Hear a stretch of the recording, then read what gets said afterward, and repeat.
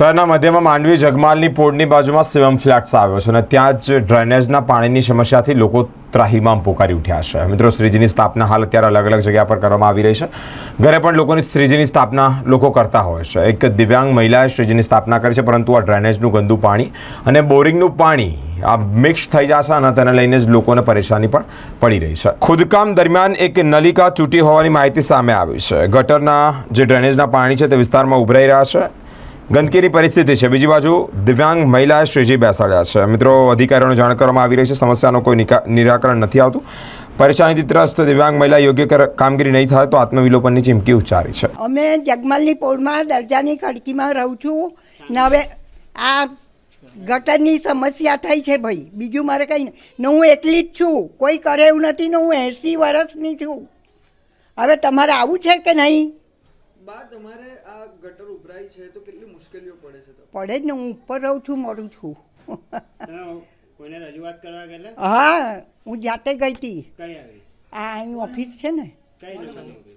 આ એક ત્યાં ગઈ હતી। હા, એ ભાઈએ બેન, એક ભાઈ ને એક છોકરી હતી, એ કીધું બા તમારે નહીં આવવાનું, લો ફોન નંબર, તમારે ફોન કરવાનો, એવું મને કીધું।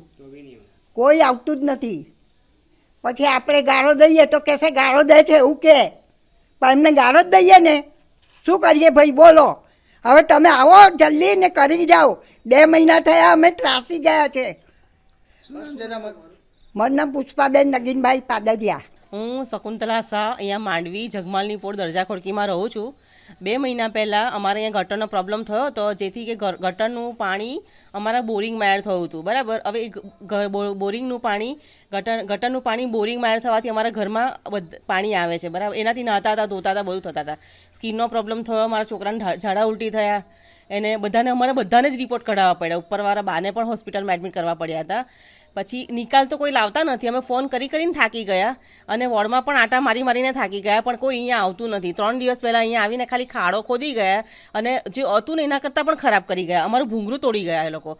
તો હવે છે ને ટોયલેટ બધું બહાર નીકળવા માંડ્યું, તો અમારે જવું કંઈ?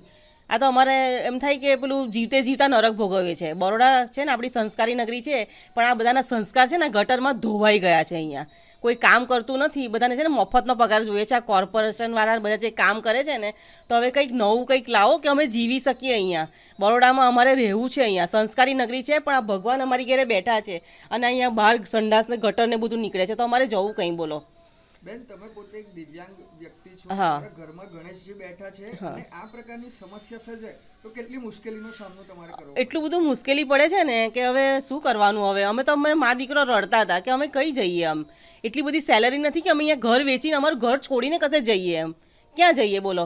કારણ કે ભાડે ઘર રહેવા માટે પણ મારાથી ચલાવવું પણ જોઈએ ને, અને ભાડું પણ ભરવાની તાકાત હોવી જોઈએ ને। એમ બસ આપણે એવું જ કરીએ છીએ કે અમારે છે ને ગટરનું ક્લિયર કરો, બસ અમે શાંતિથી રહી શકીએ। અમારી ઘરે આ બાપા આવ્યા છે ને, બસ આ બાપા અમારા વિઘ્ન હરે, અને આ બાપા દ્વારા એ કોર્પોરેશનવાળામાં બધાની બુદ્ધિ આવે તો અમારી આ બધી અમે સાફ થાય, અમારી ગટરને અમે શાંતિથી જીવી શકીએ। એમ હાથ જોડીને નમ્ર વિનંતી છે કે ભાઈ અમારી પુકાર સાંભળો હવે, કારણ કે અમે બહુ હેરાન થઈ ગયા છે। અમારો ગળા સુધી આવી ગયું છે, અને ખરેખર જો હું આ હકીકત કહું છું, આ નિકાલ નહીં થયો ને તો હું બેઠા હું અહીંયા આત્મહત્યા કરી લઈશ। ચોખ્ખી ધમકી આપું છું, આ મજાક નહીં, સિરિયસલી એકદમ ખરેખર હું મરી જઈશ। કારણ કે આવું જીવતા નરકમાંથી નહીં ભોગવાય। એમ પણ હું ચાલી નથી શકતી, ઓલરેડી 10 ઓપરેશન થઈ ચૂક્યા છે મારા। હું ખરેખર બહુ જ હેરાન થઈ ગઈ છું। મારા શરીરનું એટલું બધું દુઃખ છે અને આ બધું દુઃખ મારાથી નહીં સહન થાય હવે, બસ। વિસ્તારના કોઈ કોર્પોરેટરને આ અંગે જાણ કરી ખરી? અમે બધાને જાણ કરી છે, પણ હવે બધા પોતપોતાની રીતે કરે છે, પણ અમારું કામ નથી થતું અહીંયા।